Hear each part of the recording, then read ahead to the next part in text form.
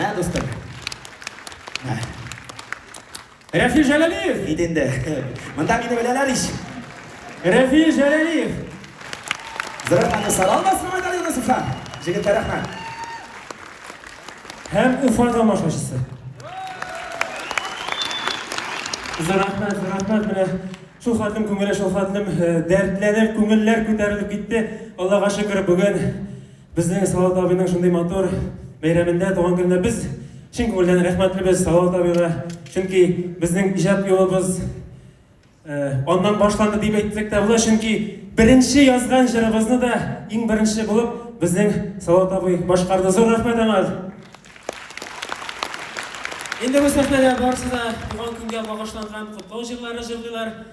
Kelasi yilda o'zimiz ijod etgan jirimiz bu endi butun tug'ilgan kunlarda, to'ylarda jildi turgan jirlarimizning birisi.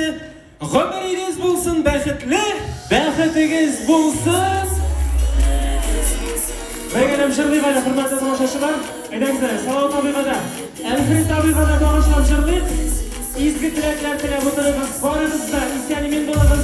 G'umringiz bo'lsin, baxitingiz bo'lsin. Salomlar yigitlar. O'zlari jirishimizlar garmonchi, kompozitorlar, jirchilar olmos, Madaliyona Sufan. Bizning bayroqlar yigitlar, o'z rahmat sizga. Voy. Va durust ketdingiz, ana bu yoqqa degan, ana ko'rsatgan, ana bu yoqqa kirgan. Молодцы.